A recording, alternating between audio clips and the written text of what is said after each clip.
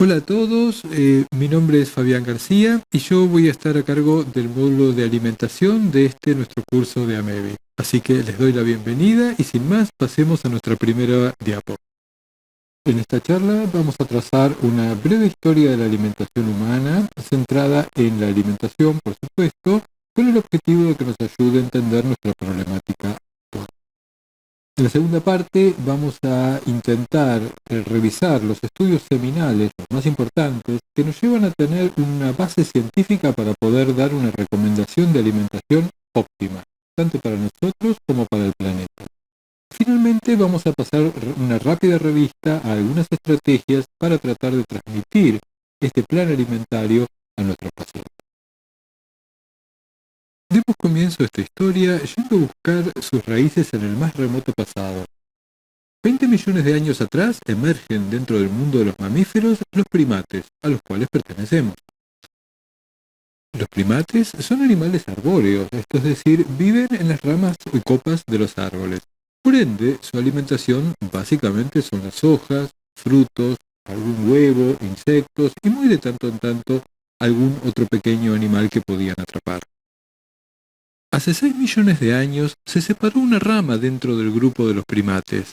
Esta rama va a dar lugar a lo que se llaman los homínidos.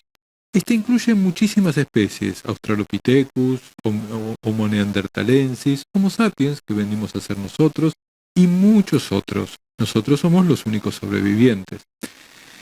Pero lo crucial es que a lo largo de esos 6 millones de años se produce una evolución en la cual, como todo el mundo sabe, se agrandó nuestro cerebro, desarrollamos conductas de cooperación, etcétera, etcétera, pero hay algo mucho menos conocido, que es que se fue achicando nuestro intestino.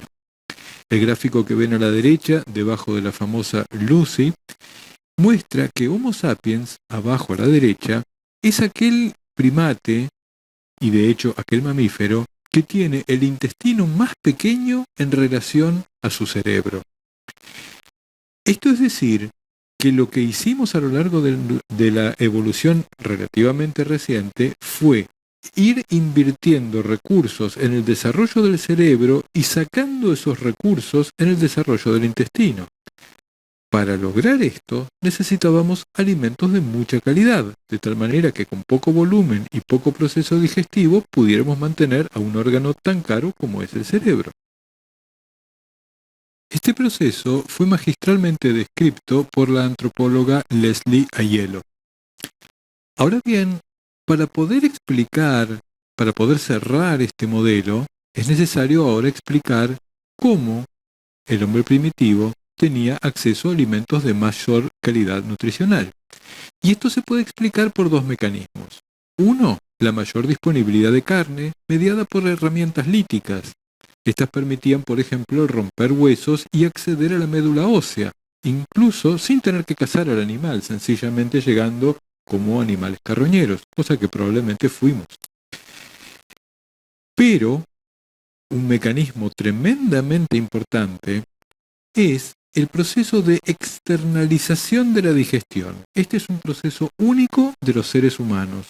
Lo que hemos ido haciendo, a diferencia de todos los demás mamíferos y de todos los demás animales, es sacar de nuestro cuerpo buena parte del proceso de digestión, de tal manera de ahorrar enorme cantidad de recursos. Este proceso de externalizar la digestión se llama cocinar, y es un arte absolutamente indispensable y que posiblemente haya moldeado nuestras capacidades cognitivas. A este respecto, me permito recomendarles el libro de Richard Wrangham, que es un antropólogo muy reconocido, y su libro se llama Cómo el cocinar nos hizo humanos. Hace unos 250.000 a 300.000 años aparece Homo sapiens, un homínido más, pero que estaba destinado a ser el último superviviente de este género. Homo sapiens vivió desde su advenimiento como un cazador-recolector, como todos los demás homínidos. Y nos interesa describirlo un poco, uno porque somos nosotros, y otro porque desde que llegó la agricultura, cosa que vamos a ver próximamente, nos encontramos con un mundo que ha cambiado pero con una genética y una adaptación al mundo que es esencialmente la de este cazador-recolector.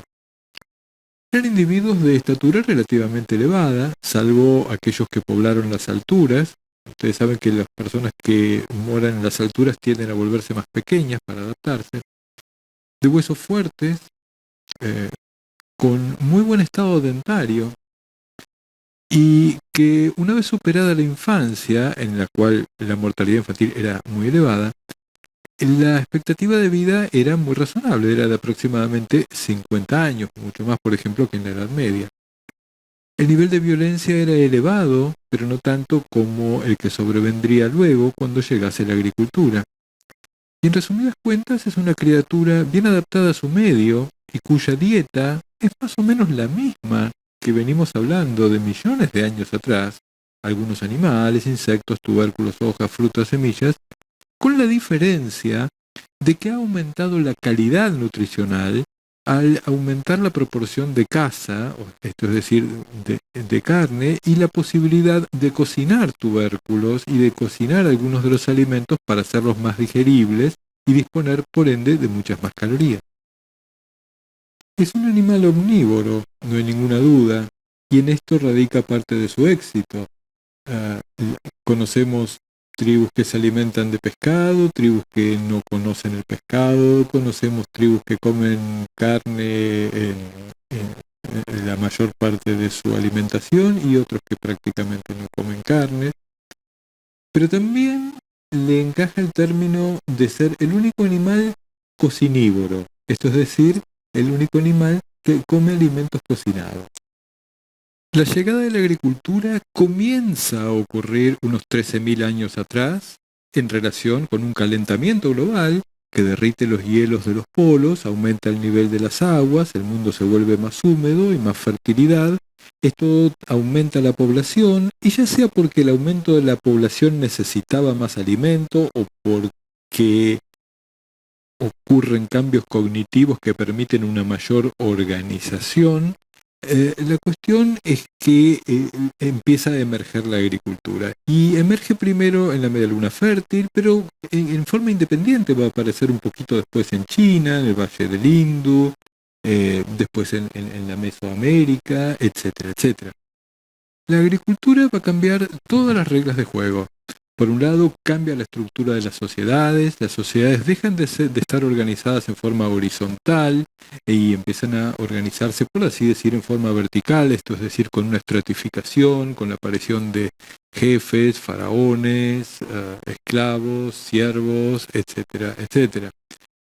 Desde el punto de vista nutricional, nos interesa que ocurre un deterioro de la calidad nutricional. En comparación con la dieta variada que procuraban los cazadores-recolectores, los agricultores iniciales tenían un monocultivo en general, o uno o dos cultivos, y suplementos muy escasos, de tal manera que empiezan a aparecer enfermedades carenciales. Asimismo, aparecen enfermedades dentarias, aparece el raquitismo, la anemia, que se puede rastrear por el grosor de los huesos, y como epítome de todo esto se ve que la estatura de las personas disminuye como resultado de una peor nutrición. Pero que quede claro, la cantidad total de calorías disponible ahora es mayor, y esto acompaña al crecimiento de la población y posibilita un mayor crecimiento de la población, etc., pero peor nutrida. La revolución agrícola produjo cambios en todos los niveles de la humanidad.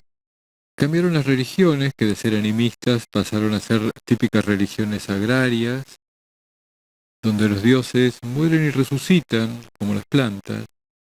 El soberano se va transformando un poco en el responsable frente a los dioses de la buena cosecha. Y esto, fíjense por ejemplo en la palabra faraón. Faraón significaba en egipcio el lugar donde se guardaban los granos, el granero.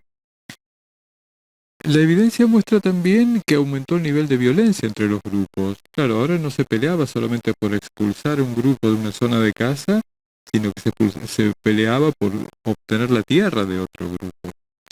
Importantemente también aparecen enfermedades nuevas. Todas las enfermedades bacterianas y virales aparecen en su mayor parte en esta época. Por ejemplo, la tuberculosis, el sarampión, etcétera. Es interesante seguir acá a Jared Diamond en su libro Armas, Gérmenes y Acero, como cuenta cómo gran parte de las conquistas se efectuaban más por las enfermedades que traían los conquistadores que por la violencia en sí misma. Y un ejemplo muy al tono es la conquista de América, donde la mayor parte del daño infligido por los europeos a las poblaciones americanas fue a través de las enfermedades que traían, las cuales a su vez derivaban del contacto con los animales. Muy especialmente los cereales permiten instalar un sistema de cobro de impuestos, porque los cereales son cíclicos, hay que juntarlos entre todos, entre toda la población, entonces tiene que haber alguien que los mida, que los calcule, y entonces es fácil para los soberanos cobrar impuestos, cosa que no ocurría cuando había recolección u otros modos de producción. Importantemente, y con todos estos cambios encima, es central que tengamos en cuenta que toda la sociedad sigue muy cerca del proceso de producción de alimentos, ¿sí?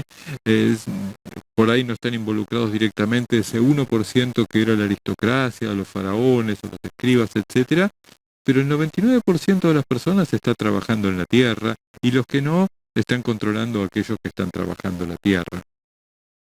La selección natural es acerca de la selección de los individuos más aptos a los cambios que se producen en el medio ambiente. La introducción de la agricultura no sale de las generales de la ley, en el sentido de que la introducción de la agricultura genera cambios en el medio ambiente humano y por lo tanto se produce una presión de selección. Vamos a ver algunos ejemplos. Ningún mamífero tolera leche después de ser destetado. Sin embargo, algunas poblaciones humanas, obviamente aquellas que crían ganado, obtienen un beneficio si pueden tolerar seguir tomando leche más allá del destete. Estas poblaciones aumentan su tolerancia a la lactosa. Este proceso de aumento de la tolerancia a la lactosa comenzó unos 7.000 años atrás en diferentes poblaciones. Esta duplicación genética que estuvo involucrada en este cambio no se ha extendido todavía a todo el planeta. Este es el motivo por el cual tantísimas personas hoy tienen intolerancia a la lactosa. Y este es el motivo por el cual también a todas las personas nos ocurre que a medida que envejecemos nuestra tolerancia a la lactosa es menor.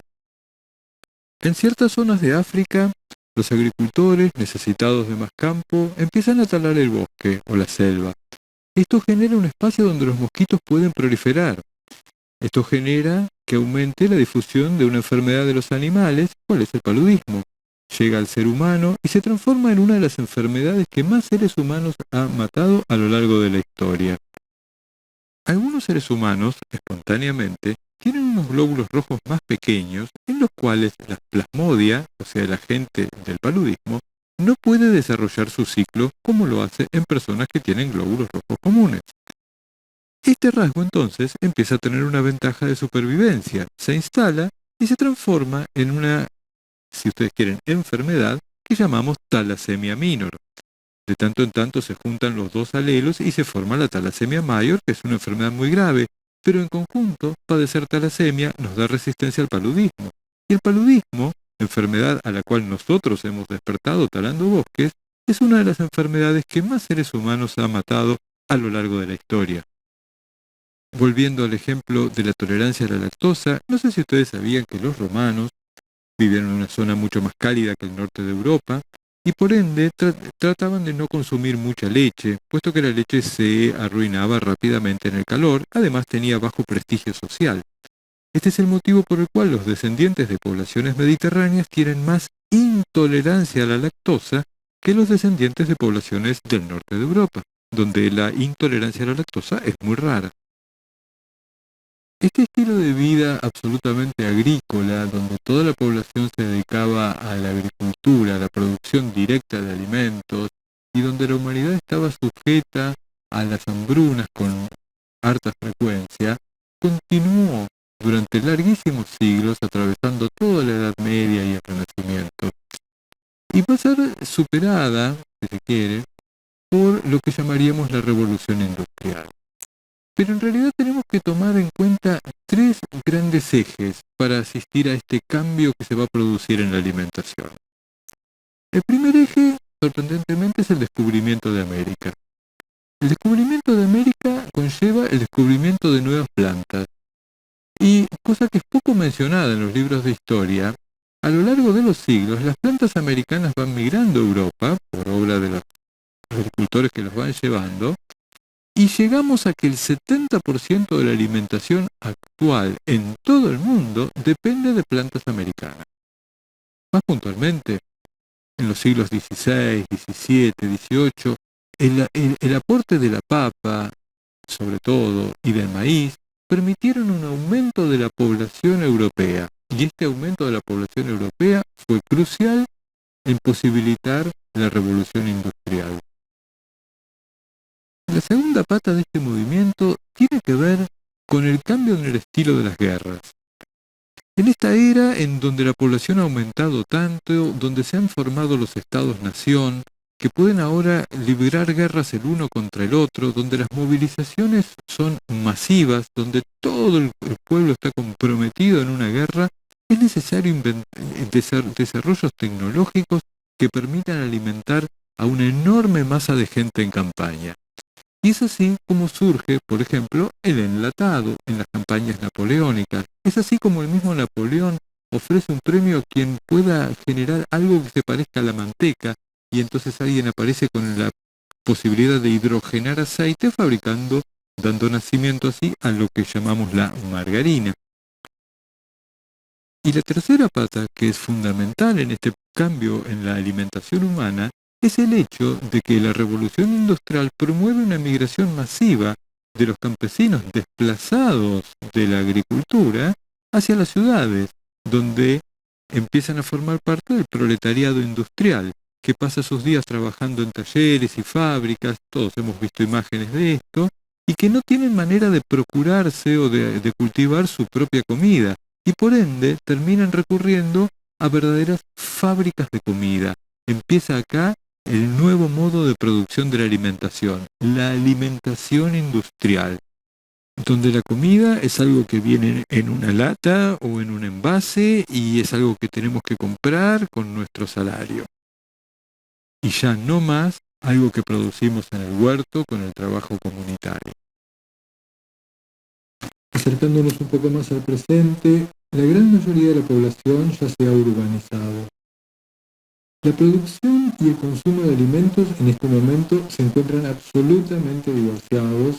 Todos, me imagino, conocen anécdotas muy divertidas sobre los chicos que no saben muy bien de dónde vienen las cosas que comen, aquella encuesta que habla de los chicos que creen que la leche chocolatada viene de las vacas marrones, etcétera, etcétera.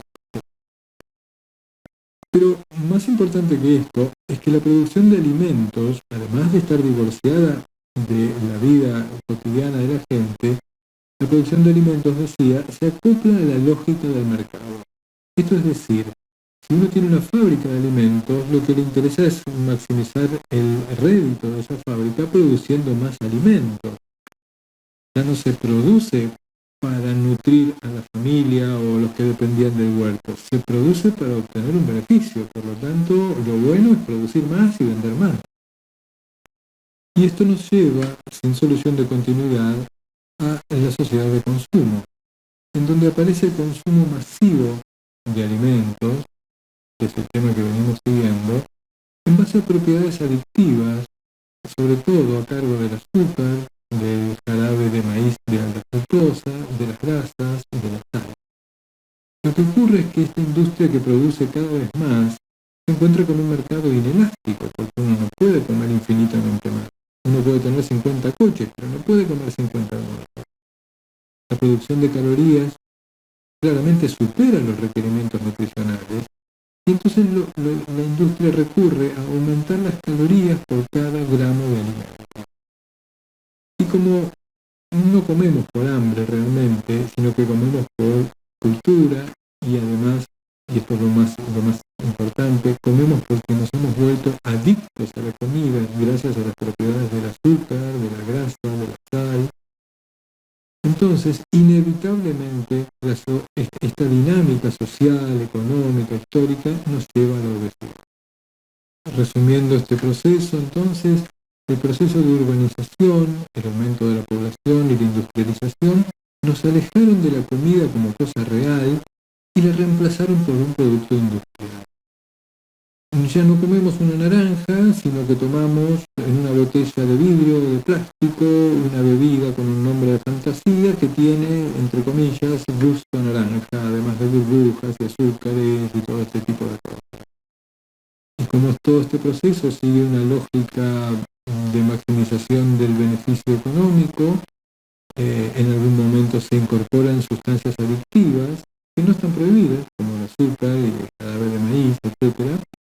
Y esto conduce al aumento de la densidad calórica de los alimentos, que permite una comercialización masiva de estas calorías que se producen en exceso, más allá de cualquier necesidad alimentaria, y que produce inevitablemente obesidad.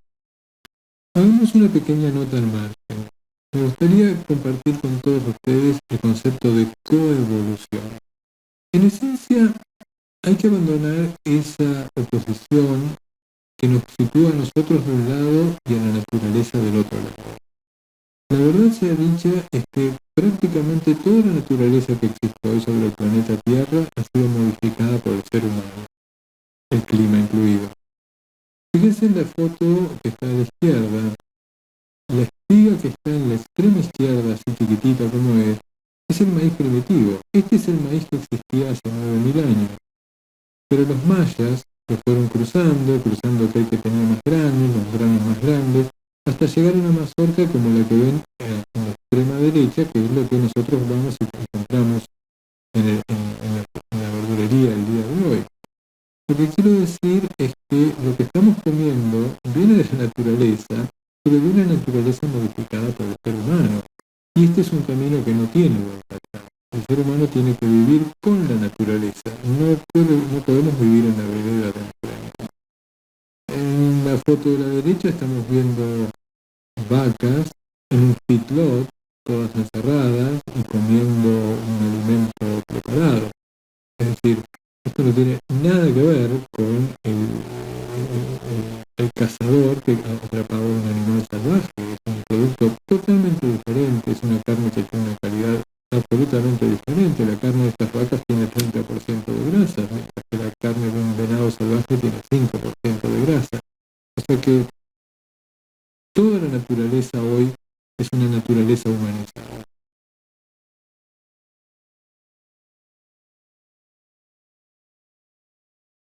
Para ir cerrando esta primera parte entonces de historia, me gustaría concluir recalcando que estamos viviendo en la era de la alimentación industrial, y que es una era reciente, estoy hablando de 2 o 3 siglos.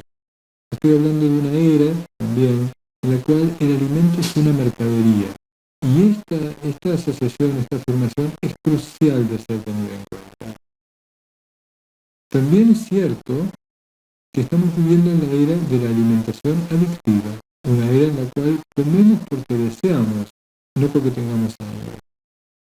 Pero también es cierto que existen otros aspectos del mismo fenómeno, porque también estamos entrando en la era de la alimentación consciente, en la que cada vez más gente se preocupa por saber qué es lo que está comiendo. Es decir, es la primera vez que el comer se ha problematizado. Y también es la era de una búsqueda científica de la mejor nutrición, cosa que va a ser el tema del próximo capítulo. Nuevamente recalco que el ser humano coevoluciona con el alimento que produce. Ya no hay más productos naturales. Lo que existen son productos naturales modificados por el ser humano. Para cerrar entonces de una manera muy compacta esta primera parte, podemos decir que en los 6 millones de años en los cuales nos separamos de nuestro antecesor común con los chimpancés y se generó toda la saga de los diferentes homínidos hasta llegar al Homo sapiens, lo que fue ocurriendo fue un proceso en el cual se fue achicando nuestro tubo digestivo y fue creciendo el cerebro. Estos 6 millones de años permitieron que las especies, se fueran adaptando a través de cambios genéticos a una diferente alimentación y sobre todo a una alimentación basada en cocina, una especie cocinívora. 13.000 años atrás comienza la agricultura y se produce entonces una nueva gran transformación del medio ambiente. El ser humano se expande y llega a transformar de alguna manera a todo el planeta en una especie de gran fábrica de comida, coevolucionando con los animales y plantas a las cuales utiliza para alimentarse y modificándolos profundamente. La tercera etapa, la etapa que estamos viviendo, es aquella en la cual la comida se ha transformado ahora en un producto industrial, en una mercancía, y es un producto hipercalórico, adictivo, que compite contra otros productos y que produce, por ende, la mayor parte de las enfermedades modernas. Enorme cantidad de humanos se alimentan con alimentos que son hiperpalatables y ahora los cambios genéticos no han podido acompañar de ninguna manera. Esto lleva a una epidemia de obesidad y de enfermedades crónicas no transmisibles, que es lo que estamos viviendo actualmente.